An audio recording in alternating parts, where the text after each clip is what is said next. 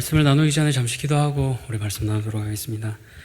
살아계신 하나님 감사합니다. 오늘 부족한 종을 통하여서 하나님의 음성을 듣기 원합니다. 이 시간 사람의 것이 남지 않게 하시고 오직 우리를 구원하신 예수 그리스도만 밝히 드러나는 시간 되게 도와주시옵소서. 감사드리며 예수님 이름으로 기도드렸습니다. 아멘. 오늘 제목 한번 읽어볼까요? 시작. 우리를 빚어가시는 하나님. 네, 오늘 우리를 빚어가시는 하나님이라는 제목으로 말씀을 함께 나누고자 합니다.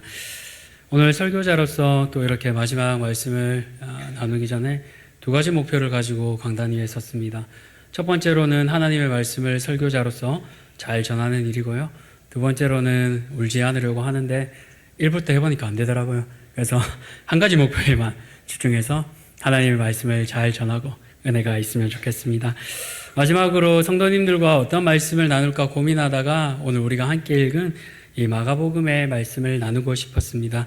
특별히 오늘 하나님께서 우리에게 주신 이 말씀을 통해 모든 우리 성도님들이 힘을 얻고 다시 믿음의 경주를 달려나가실 수 있기를 축원합니다. 한 사람의 인생을 어떻게 설명할 수 있을까요? 저는 한 사람의 인생은 수많은 사건과 수많은 만남으로 이루어진다고 정의해 봅니다. 오늘 특별히 이제 예배 후에 직분자 은퇴식이 있습니다. 여기 앞자리에 앉으셨는데 은퇴를 앞두시고 앉으셨는데 새댁이 오신 것 같아서 조금 놀랐는데요. 네, 이렇게 아름답게 빚어가신 것을 우리가 볼 수 있습니다. 오늘 특별히 은퇴를 앞둔 우리 성도님들께 이렇게 질문해보고 싶습니다. 사랑하는 우리 직분자분들께는 어떤 평생에 기억에 남는 만남과 또 사건이 있으셨습니까? 이제 마치고 한번 나눠주시면 좋겠습니다. 아마 개인마다 하나님께서 주신 그 만남과 사건이 많이 다를 것 같아요. 오늘 본문을 기록한 이 마가복음의 저자 마가도요, 많은 만남과 사건이 있었습니다. 그 만남과 사건은요, 모두 하나님께서 빚어가시는 도구로 사용되었습니다. 오늘 마가는 그 중에서 가장 인상 깊은 자신의 만남과 사건을 오늘 본문을 통해 말하고 있는데요. 그렇게 오늘 하나님께서 어떻게 마가를 빚어가셨는지 세 가지를 통해 나누어 보기 원합니다. 첫 번째로 하나님은 마가를 어떻게 빚어가셨을까요? 하나님은 실패를 통해 마가를 빚어가셨습니다. 이 마가를 나누기 전에 사도행전 내용을 먼저 앞서 나누고 마지막에 오늘 본문을 좀 깊이 다루도록 하겠습니다. 마가복음을 기록한 마가는요, 신실한 어머니 밑에서 자랐습니다. 모태신앙으로 볼 수 있을 것 같아요. 어머니는 마리아인데 우리가 잘 아는 성경의 인물 바나바와 친족입니다. 사도행전을 보면 이 바나바는 구브로 섬에서 났고 레위 사람이라고 기록하고 있습니다. 그러니까 바나바는 고향이 구브로였는데 예루살렘으로 옮겨온 거예요. 그래서일까요? 친척이었던 이 마리아도 어느 시점에 구브로에서 예루살렘으로 이사했습니다. 바나바는 자신이 가졌던 그 땅을 모두 팔고 예루살렘에 돌아와 사도들에게 헌금했다라고 기록하고 있습니다. 동일하게 마가의 어머니인 마리아도 자기를 위해서 쓰지 않고요, 집을 샀지만 그 집을 기도 모임과 예배의 장소로 사용했던 것으로 보입니다. 이런 환경에서 자란 마가는 자연스럽게 이 기도하는 사람들을 많이 봤을 것 같아요. 마가의 집은 많은 사람이 모여 기도하는 집으로 쓰였기 때문입니다. 그런데 기도하려면 이처럼 많은 사람을 수용해야 되니까요, 집이 작으면 안 되겠지요. 사진을 한번 보시면요, 마가의 다락방이라고 우리가 한글로 표현하는데 사실은 2층 집입니다. 예전에 한글 성경으로 번역할 때야 그때 2층 집 개념이 없으니까 다락방으로 했지만 오늘 저곳에 보이는 것처럼 2층 집입니다. 근데 오늘날도 그렇지만요, 2층 집 하면 부자잖아요. 근데 2000년 전에 2층 집을, 저만한 집을 소유할 정도면 보통 부자가 아니었던 것 같아요. 그런 마가의 다락방에 성도들이 함께 모여 기도하고 예배하는 장소였으니까 수많은 사람들을 보면서 신앙심도 자연스럽게 자랐을 것 같습니다. 무엇보다 거기서요, 마가는 예수님의 제자들, 즉 사도들이 어떻게 신앙생활을 하는지 봤던 것 같아요.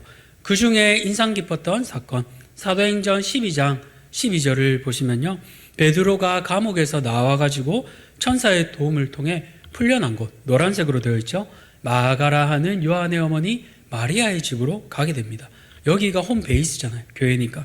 그래서 이 집으로 가는데 모두가 기도하고 있었습니다. 우리가 이 사건 잘 아시죠? 이 역사적인 사건 앞에 마가도 함께 있었습니다. 기도하고 사도가 나오기를 바라니까 하나님께서 응답하시더라. 그걸 직접 두 눈으로 본 사람이 이 마가입니다. 그러니까 얼마나 가슴이 뛰었을까요? 아, 우리가 기도하면, 우리가 한 마음으로 기도하면 하나님께서 응답하시는구나. 그걸 두 눈으로 목격했으니까, 아, 나도 하나님 앞에 이 사도들 같이 귀하게 쓰임받고 싶다. 아마도 그런 귀한 소망을 가졌을 것 같아요. 그래서 하나님께서 그 마음을 아시고 들어쓰기 시작하시는데요. 그 첫 번째가 바로 1차 전도 여행입니다. 아시는 것처럼 마가의 친척이었던 바나바가 바울과 함께 또 마가를 수행원으로 데리고 전도 여행을 갑니다. 아마 오늘로 치면 교육전도사쯤 되는 직위를 주고 데리고 갔던 것 같아요. 그렇게 선교의 부푼 꿈을 안고 맨 처음 갔던 곳이 어디입니까? 바로 키프러스, 사이프러스라고도 부르는 그곳, 바나바의 고향으로 전도 여행을 갑니다. 바나바의 고향이니까 마가도 아마 여기서 태어났을 것 같기도 해요. 바나바가 마가와의 어머니와 친족이었기 때문입니다. 그래서 고향에 가니까 어떻습니까? 우리도 고향에 가면 말도 편하고 관습도 갖고 내가 좋아하는 음식도 먹고 아는 사람도 많으니까 좀 편안한 마음으로 선교를 잘 할 수 있을 것 같아요. 그래서 여기서 복음 사역자로 복음을 전하는 그 기쁨을 충만하게 누렸는데 그 다음 코스부터 이제 조금 문제가 생기기 시작한 것 같아요. 지금처럼 비행기가 없던 시절이니까요. 그 시절에 구브로 섬에서 대륙으로 넘어가려면 뭘 타야겠습니까? 배를 타야겠지요. 성도님들 배 타보셨습니까? 저 신혼여행 때 제가 괌으로 갔었는데요. 거기서 이제 액티비티를 하려면 배를 타고 이렇게 넘어가야 했습니다. 그래서 작은 배를 타고 이렇게 바다로 들어가서 돌고래도 보고 뭐 다이빙도 하고 그랬던 좋은 추억이 있습니다. 근데 배 타기 전에 아내가 물어봤어요. 당신 뱃멀미 괜찮냐? 아내는 조금 단련돼가지고 외가 쪽이 이쪽이라서 괜찮은데 저는 잠시 생각해보니까 배를 많이 타본 경험은 없었습니다. 근데 생각해보니까 저희가 초등학생 때 가덕도에서 여름 성경학교를 했던 게 기억나요.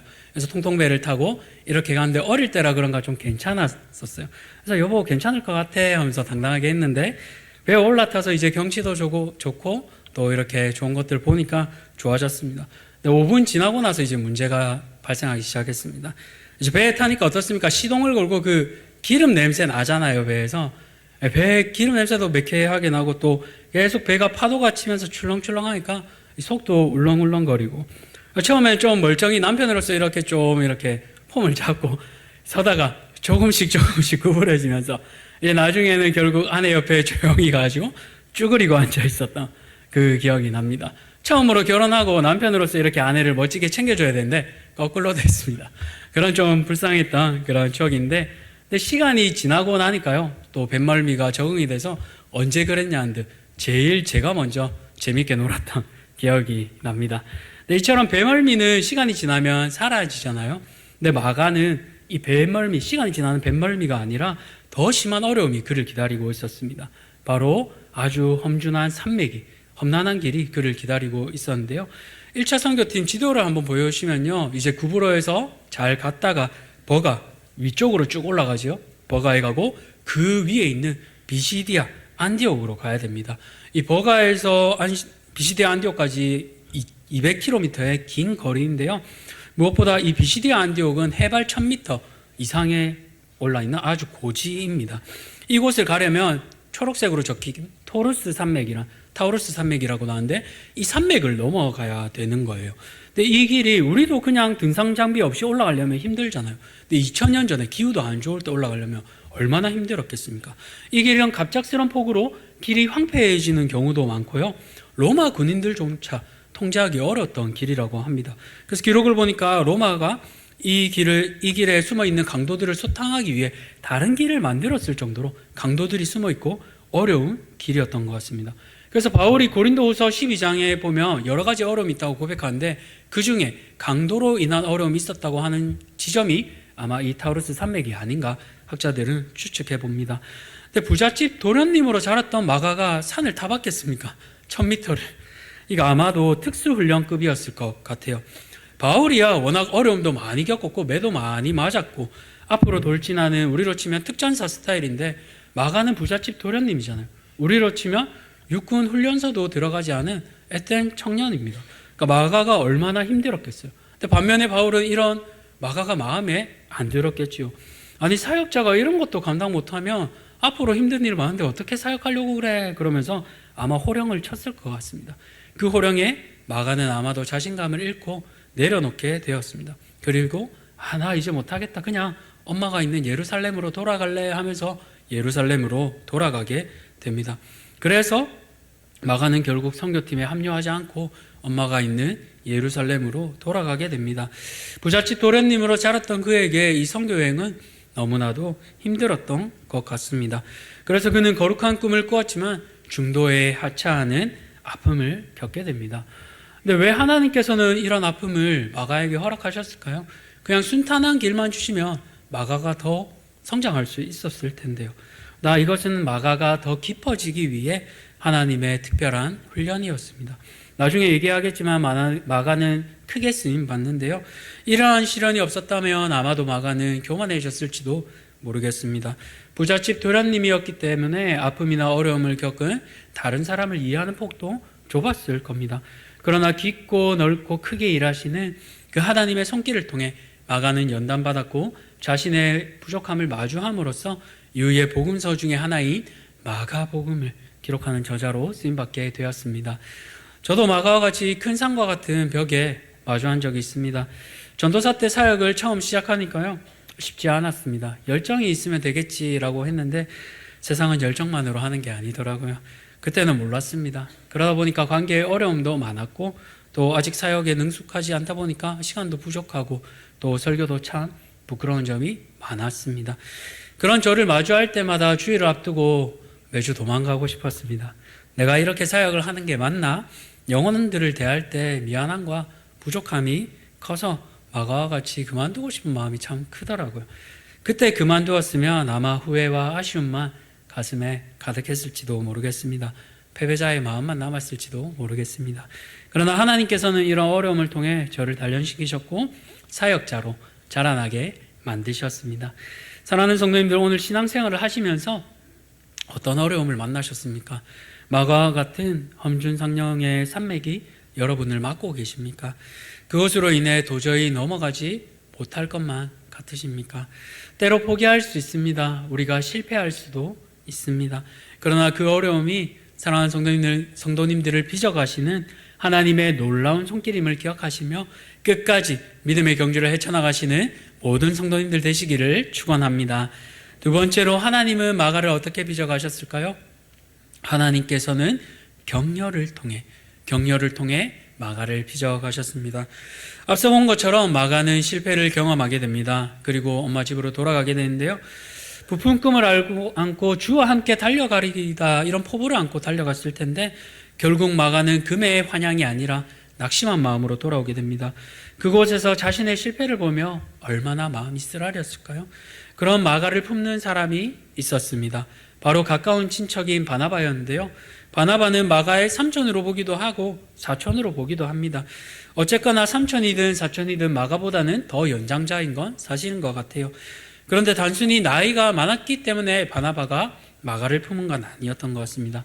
성경을 보시면요, 바나바는 늘 품는 사람이었습니다. 사도행전 11장 24절 우리 함께 읽을까요? 시작. 바나바는 착한 사람이요 성령과 믿음이 충만한 사람이라. 이에 큰 무리가 주께 더하여 지더라. 아멘. 그는 착한 사람이었고 성령과 믿음이 충만한 사람이었습니다. 그로 인해서 사람들이 하나님께로 더해지도록 돕는 사람이었습니다. 그런 바나바가 먼저 누구를 품었습니까?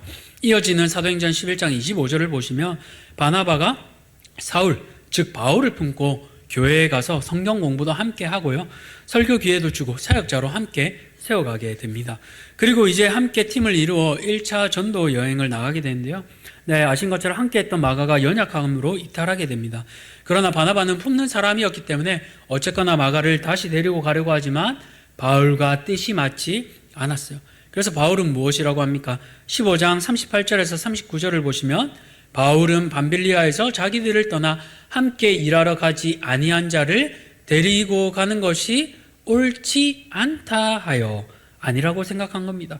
그러니까 어떻게 됩니까? 둘이, 그 착한 바나바랑 바울이 서로 심히 다투어 더 이상 같이 할 수 없는 거예요. 그래서 갈라서게 되고 입장 차이를 좁히지 못하니까 결국에는 나누어져서 사역을 하게 됩니다. 그리고 바나바가 마가를 데리고 간 곳이 어디입니까? 앞서 보았던 고향 구브로로 돌아가게 됩니다. 바나바의 고향이기도 하고 마가의 친척들이 있었던 곳, 마음이 편해지는 곳으로 힐링하러 간 거예요. 다시 회복하기 위해 가장 좋은 장소로 가서 지쳤던 사역자인 마가를 다독이고 맛있는 고향 음식도 먹이고 좋은 경치가 있으면 바다 보면서 차 한잔하면서 할 수 있다 그렇게 다독인 겁니다. 그런 바나바의 격려를 통해서 마가는 다시 일어나 마음을 잡을 수 있게 된 것 같아요. 바나바가 없었다면 아마 마가는 주저앉고 불신자처럼 살아갔을지도 모르겠습니다. 가난한 성도가 되었을지도 모르겠습니다. 그러나 한 사람 바나바로 인해 마가는 다시 일어설 수 있게 되었습니다. 성도님들은 누구의 격려가 가장 기억에 남으십니까? 아마 다들 다르실 겁니다. 그러나 바라기는 평생의 대한 가족들의 격려가 우리 성도님들의 기억에 가장 남기를 소원합니다. 저도 대한교회에서 참 많은 격려를 받았던 것 같아요. 여전히 잘한 것보다 부족한 게 많은데 전도사 시절에는 더 그랬던 것 같습니다. 그런 제게 성도님들이 오가면서 참 맛있는 음식을 많이 사주셨어요. 그래서 대한교회에 와서 7kg가 쪘습니다. 그 덕에 이전에는 옷을 95를 입었는데 이제는 넉넉하게 이렇게 100 사이즈를 입고 있습니다. 아마 다른 전도사님들도 더 찌실 것 같은데 그때마다 더 넉넉해지시기를 축복합니다. 또 사역하다 보면 실수할 때가 있잖아요. 그럴 때마다 품어주시고 또 잘할 수 있다고 격려가 담긴 그 마음이 담긴 편지를 참 많이 써주셨어요. 그래서 그때마다 품어주시고 또 신대원에서 열심히 공부하라고 책값도 몰래 손에 쥐어주시고 그 사랑과 격려로 인해서 부족하지만 오늘 이 자리에서 말씀을 전할 수 있게 되었습니다. 사랑하는 성도님들, 격려는요 사람을 세웁니다. 격려는 사람을 살립니다. 오늘 부족해 보이고 연약해 보이는 마가와 같은 지체가 혹시 눈에 보이십니까? 다가가 따뜻하게 격려해 주시기 바랍니다. 그 작은 한마디의 위로를 통해서 믿음의 거인이 자랄 수 있는 거예요. 한 영혼이 살아날 수 있는 겁니다. 그렇게 오늘 내게 맡겨주신 또 다른 마가를 격려를 통해 또 세워가시는 위로의 아들 바나바와 같은 우리 모든 대항의 가족들 되시기를 축원합니다. 마지막으로 하나님은 마가를 어떻게 빚어가셨습니까? 하나님은 사명을 통해 마가를, 사명을 통해 마가를 빚어 가셨습니다. 이제 1차 선교 여행 가운데 실패도 맛보았지만 그 마가는 바나바의 격려를 통해 일어섰습니다. 여기서만 그쳤다면 그저 무명의 믿음 좋은 한 사람으로만 남았을 것 같아요. 그런데 하나님께서는 마가를 사랑하셔서 더 깊이 사용하시기 원하셨습니다. 그래서 사명자로 세우시기 위해 붙여주신 사람, 그 인물이 바로 베드로입니다. 그런 마가를 베드로는 어떻게 고백하고 있습니까? 베드로전서 5장 13절에 이렇게 고백하고 있습니다. 우리 함께 읽어볼까요? 시작. 택하심을 함께 받은 바벨론에 있는 교회가 너희에게 문안하고 내 아들 마가도 그리하느니라. 아멘. 바울에게 영적인 아들 디모데가 있었다면요, 이 베드로에게는 영적인 아들 마가가 있었습니다. 어떻게 이런 일이 가능했을까요? 저는 오늘 그것을 우리가 함께 읽은 본문에서 힌트를 찾아보려고 합니다. 우리가 오늘 함께 읽은 이 마가복음 14장은 참 친숙한 본문입니다. 대제사장과 서기관 그리고 장로들에게 파송된 무리가 예수님을 잡으러 온 장면입니다. 유다가 예수님께 입맞춤하고 신호대로 그들이 예수님께 손을 대어 잡습니다.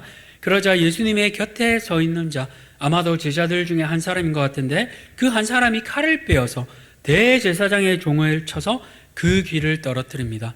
누구일까요? 오늘 본문 마가복음에서는 감추고 있는데 요한복음 18장에서는 그 사람이 어떤 사람인지 보여주고 있습니다. 우리 함께 읽을까요? 시작. 예, 시몬 베드로가 칼을 가졌는데 그것을 베어 대제사장의 종을 쳐서 오른편 귀를 베어버리니 그 종의 이름은 말보라. 이처럼 베드로가요, 예수님을 잡으려는 무리에게 용감하게 앞장서서 맞서 싸움을 보여주고 있습니다. 그런데 놀라운 것은 그 이후에 예수님께서 49절을 말씀하신 후에 베드로를 포함한 모든 제자가 도망간다는 사실이에요. 무서웠으면 먼저 도망갔을 거잖아요. 근데 베드로는 칼을 먼저 용감하게 치고 예수님과 함께 싸우려고 했지만 말씀하신 후에 도망간단 말이에요. 왜 그러셨을까요? 49절 보면 내가 날마다 너희와 함께 성전에 있으면서 가르쳤으되 너희가 나를 잡지 아니하였도다. 그러나 이는 성경을 이루려 함이니라 하시더라라고 예수님께서 말씀하시고요. 말씀의 성취를 위해 자신을 내어주십니다. 하나님 아버지의 뜻을 이루기 위해 다 쓸어버릴 수 있지만 포기하시고 자신을 내어주십니다. 근데 이 이후에 제자들이 도망가잖아요. 왜 그렇습니까? 예수님께서 대항하시면 끝까지 싸울 수 있고 용기 얻어서 물리칠 수 있는데 이 제자들의 대장 되시는 예수님께서 스스로의 권리를 포기하신 거예요. 내어주신 거예요. 아마도 그것은 말로 표현할 수 없는 깊은 실망감과 허탈함이 제자들 마음을 다 감싸 안았을 것 같습니다. 그것이 제자들로 하여금 예수님을 버리고 도망가게 만들었습니다. 오늘 본문 50절을 보시면 제자들이 다 예수를 버리고 도망했다고 마가는 기록하고 있습니다. 근데 이때 사용된 버리다라는 단어가요, 헬라어로 아펜테스라고 합니다. 이 단어를 마가복음 전반에 마가는 사용하고 있는데요, 예수님께서 마가복음 처음 1장에서 4명의 제자들을 부르실 때 사용 그 상황과 관련된 단어입니다. 1장 18절을 보시면요, 베드로와 안드레를 향해 예수님께서 부르실 때 둘이 그물을 버려두고 따랐다고 합니다. 이때 아펜테스가 사용됩니다. 또 1장 20절에 보시면 야고보와 요한을 부르실 때요, 그때 야고보와 요한은 아버지 세베대를 품꾼들과 함께 배에 버려두고, 이때도 버렸다는 아펜테스가 사용됩니다. 그 아펜테스는 예수님께서 제자들을 부르실 때 제자들이 버렸던 그물과 아버지와 배, 자신들의 모든 중요한 것을 버리고 따라간다고 했을 때 쓰여진 그 단어입니다. 심지어 베드로는 10장 28절에서 예수님을 더 이상 부인하지 않겠다고, 내가 모든 것을 버리고 예수님을 따랐다고 했을 때도 버렸다라는 이 단어가 아펜테스로 쓰이고 있습니다. 근데 오늘 예수님을 제자들이 버린 것 어떤 의미입니까? 모든 것을 주를 위해 버렸지만 그 주님이 자신들을 버렸다. 그런 허탈함을 이 아펜테스를 통해 마가복음을 기록하고 있는 마가는 이 제자들 입장에서 다시 한번 쓰고 있는 겁니다. 그러니까 제자들이 버린 것은 지금까지 그들이 모든 것을 버리고 희생하며 포기하며 따랐던 예수님이 도리어 자신들을 버렸다라고 느낀 겁니다. 우리는 제자들을 너무 쉽게 판단합니다. 예수님을 따르기 위해서 다 포기하고 따르다니 마지막 그 장면에서 그것도 못 참네라고 얘기합니다. 그런데 생각해 볼까요? 우리가 입장을 바꾸어 보면 어떨까요? 내 인생의 가장 소중한 한 사람을 위해 이 사람만 붙잡으면 이 사람이 내 인생을 바꿔줄 거라 생각하고 그 사람을 위해 모든 걸 걸었는데 그 사람이 마지막에 힘없이 나를 버리고 가라라고 얘기합니다. 어떨까요? 억장이 무너지지 않겠습니까? 내 마음이 떨어지지 않겠습니까? 내가 이때까지 쏟아부은 게 얼만데, 내가 어떻게 이 시간을 쏟아부었는데, 내가 무엇을 포기하고 여기까지 왔는데, 그것이 바로 베드로와 제자들의 입장입니다. 그래서 우리가 잘 아는 것처럼 요한복음 21장을 보시면 베드로는 그 허탈한 마음과 실망감을 가지고, 무기력함을 가지고 이렇게 얘기하잖아요. 나는 고기나 잡으러 가겠다. 그런 베드로에게 예수님은 요한복음 21장에서 찾아오셔서 나타나시고 생선을 구워주시면서 우리가 잘 아는 그 말씀을 남기십니다. 네가 나를 사랑하느냐? 내 어린 양을 먹이라. 네가 나를 사랑하느냐? 내 양을 쳐라. 내가 나를 사랑하느냐? 내 양을 먹이라. 그 예수님의 생생한 말씀이 실패한 베드로를 다시 일으켜서 사명자로 만들었습니다. 그리고 베드로는 사역에서 실패한 사람을 볼 때마다 자신과 같은 자신의 연약함을 떠올렸을 겁니다. 그렇기에 그 예수님의 사랑이 베드로에게 흘러가 실패한 마가를 품고 함께 사역하며 또 다른 사명자인 마가를 만들었습니다. 바로 상처 입은 치유자가 또 다른 상처 입은 자를 회복시키시는 그 놀라운 일을 베드로가 감당한 겁니다. 그렇기에 스승 같은 베드로를 통한 마가는 복음을 로마에서 함께 통역하며 성숙해졌습니다. 그렇게 성숙해진 마가가 이 복음서를 기록할 때 스승이었던 그 베드로의 허물을 차마 다 기록할 수 없었던 거예요. 그래서 자신을 품고 사역자로 이끌어준 그 스승의 허물을 덮어주고자 이 마가복음에서만 그는 베드로의 이름을 감추고 한 사람이 칼을 빼어라고 기록하고 있는 것입니다. 이처럼 사랑받은 사람은요, 회복된 사명자는요, 다른 사람의 허물을 감추어 주게 됩니다. 그러나 더 놀라운 것 아직 남아 있습니다. 그것은 바로 회복되며 사명자가 되며 자신의 부끄러움을, 수치를 드러내게 된다는 사실이에요. 우리 이어지는 51절과 52절 말씀 우리 함께 읽도록 하겠습니다. 시작. 한 청년이 벗은 몸에 배 호리부를 두르고 예수를 따라가다가 무리에게 잡히매 배 호리부를 버리고 벗은 몸으로 도망하니라. 아멘. 사복음서에서요, 유일하게 이 청년의 모습이 기록된 게 오늘 마가복음입니다. 사실 다른 복음서에서는 이 기록이 없습니다. 공관복음인 마태도 누가도 이 기록을 빼고 요한복음까지도 심지어 빼고 있습니다. 그러니까 왜 문맥적으로 굳이 넣어도 안 넣어도 될 내용이기 때문에 다른 복음서는 어떻게 보면 뺐다고 볼 수 있습니다. 그런데 왜 마가복음의 저자인 마가만 이 이해할 수 없는 두 장면을 기록했을까요? 51절에 나오는 이 청년이 입은 것은 배 홑이불이라고 기록하고 있습니다. 그렇게 급하게 나와 이불을 입었던 건 급하게 예수님을 따르다가 나온 건데요. 예상치 못하게 무리들에게 잡히고 도망가게 되었습니다. 이 배 홑이불의 소재가요, 우리가 잘 아는 마이불 아시죠? 시원한 린넨입니다. 근데 오늘날에야 그렇게 비싸지 않지만 당시만 해도 고급 소재였습니다. 그리고 구약의 역사들을 보면 더 비쌌습니다. 창세기를 보시면 요셉이 감옥에서 나와서 애굽 총리가 될 때 입혀준 옷이 뭐예요? 세마포를 입혀주고 금사슬을 목에 걸쳐주잖아요. 이 세마포가 동일한 소재, 배옷입니다. 이처럼 고급 소재인 배를 이불로 쓸 정도면 상당한 부자입니다. 이 부자는 우리가 앞서 사도행전에서 본 것처럼 부잣집 청년이 아마도 마가라고 우리는 추정할 수 있습니다. 그러면 마가는요, 발가벗고 도망간 이 부끄러운 얘기를 왜 기록하고 있을까요? 보통 일기장에도 우리 부끄러운 이야기 잘 안 쓰잖아요. 그런데 아마 이런 걸 왜 썼을까요? 성도님들 이런 비슷한 경험 해본 적 있으십니까? 저도 약간 비슷한 경험 해본 적이 있는데 남한테 한 번도 얘기해 본 적 없습니다. 왜요? 너무 부끄럽잖아요. 수치스럽잖아요. 속옷만 입고 도망가도 부끄러운데 다 벗기고. 그런데 마가는 이 수치를 왜 기록합니까? 이 배의 이불은 헬라어로 신도나라고 합니다. 근데 동일한 단어가 마가복음 15장 46절에서 쓰여요. 요셉이 예수님을 세마포로 싸서 누이게 했다라고 할 때 이 세마포가 배이불과 동일한 신도나라고 쓰고 있습니다. 무슨 말입니까? 마가는 배옷을 벗고 도망간 그 수치를 경험했습니다. 그러나 예수님께서는 마가의 수치까지도 대신 입으시고 장사 지내셨다라는 말이에요. 더 나아가 동일한 부끄러움, 옷 하나 걸치지 않고 벗김당하셔서 십자가 위에서 고난당하시고 죽으셨습니다. 그런데 그것이 마가에게만 일어난 일입니까? 예수님께서는 우리 모든 성도님들의 수치를 대신 지시고 그 수치를 죽게 만드셨습니다. 없던 것으로 하셨습니다.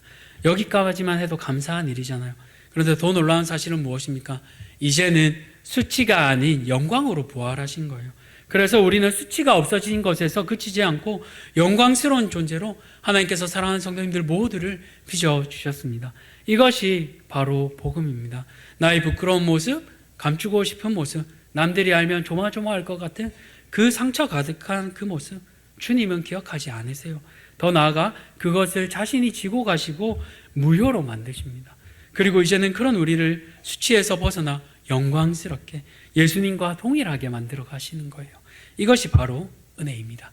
이 은혜를 마가는 알기에 자신의 부끄러운 과거를 더 이상 숨기지 않아요. 드러내게 됩니다. 왜 그렇습니까? 자신이 그런 사람이었음에도 불구하고 자신을 품고 사역자로 빚어 만드시는 그 하나님의 은혜를 마가는 깊이 누렸기 때문입니다. 그래서 실패가 있었음에도 격려와 회복을 통해 그는 복음서의 저자로 쓰임받을 수 있게 되었습니다.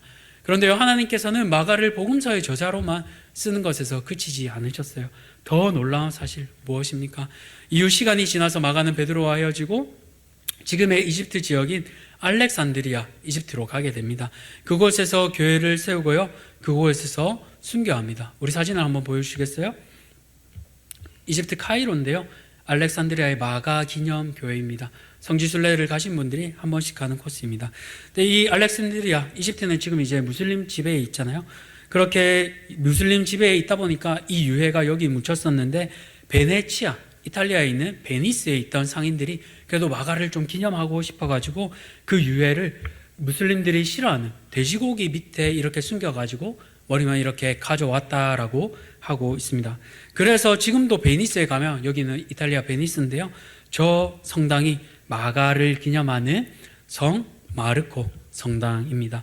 성당 위쪽에 저 중간에 있는 타워를 자세히 보시면 이 황금색 문양이 중간에 박혀 있습니다. 저곳에 박힌 문양이 바로 마가를 상징하는 황금색 날개가 달린 사자입니다. 이 사자가 마가의 상징이고 복음서 중에 마가복음을 상징할 때 이 사자를 표현합니다. 그래서 마가는 죽고 나서도 그의 머리는 알렉산드리에 있고 또 나머지 유해인 발과 몸은 이탈리아 베니스를 밟음을 통해 유럽과 아프리카 두 대륙을 향해 표효하는 사자와 같은 복음의 증인이 되었습니다. 사랑하는 성도님들, 오늘 어떤 은혜를 가지고 계십니까? 어떤 복음을 누리고 계십니까? 나의 수치를 변화시켜 영광스럽게 만들어 가시는 그 하나님을 기억하시기 바랍니다. 저는 개인적으로 조준모 교수님 쓰신 십자가에서라는 찬양을 참 좋아하는데요. 우리 가사를 한번 볼까요? 십자가에서 그는 내 이름 바꾸셨네. 고아에서 아들로, 거절에서 용납으로, 죄인에서 의인으로 바꾸어 주셨네. 저주에서 축복으로, 원수에서 연인으로, 창기에서 신부로 바꾸어 주셨네. 이것이 바로 은혜입니다. 말씀을 맺겠습니다. 오늘 마가 인생에는 세 가지 사건과 만남이 있었습니다. 바울을 통해 실패를 마가는 경험했고요. 그러나 또 바나바를 통해 격려를 경험합니다. 무엇보다도 자신과 동일한 상처 입은 치유자인 베드로를 통해서 마가는 상처가 회복되고 사명자로 살아가는 그 모습을 보게 됩니다. 이것이 마가 한 사람을 위한 하나님의 놀라운 계획이었습니다. 사랑하는 대한가족 여러분, 어떤 하나님의 손길을 경험하고 계십니까? 하나님께서는 성도님들 한 사람 한 사람을 통해 어떤 빚어가심을 행하고 계십니까? 실패입니까? 격려입니까? 사명입니까?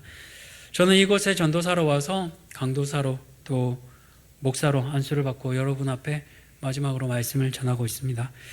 그동안 하나님께서는 저를 실패와 격려, 또 여전히 사명의 자리에 서게 하심을 통하여 빚어가셨습니다. 그 가운데 누군가는 저에게 바울이, 또 누군가는 바나바가, 또 누군가는 베드로로 붙여주셨음을 기억합니다. 그러나 그 모든 것이 저를 빚어가시는 하나님의 손길이었습니다. 그 손길을 통해 부족한 제가 하나님의 손길을 통해 모난 저를 다듬으시고 사역자로 세워가게 하셨음을 기억합니다. 돌이켜보니 힘들었던 때도 물론 있었고 따뜻하게 격려받던 때도 많이 있었습니다. 그러나 그 모든 순간마다 하나님은 섬세하게 토기장이의 손으로 저를 만지시고 빚으셨습니다.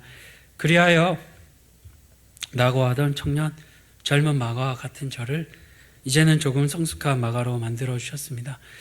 이 자리를 빌어 감사를 표현합니다.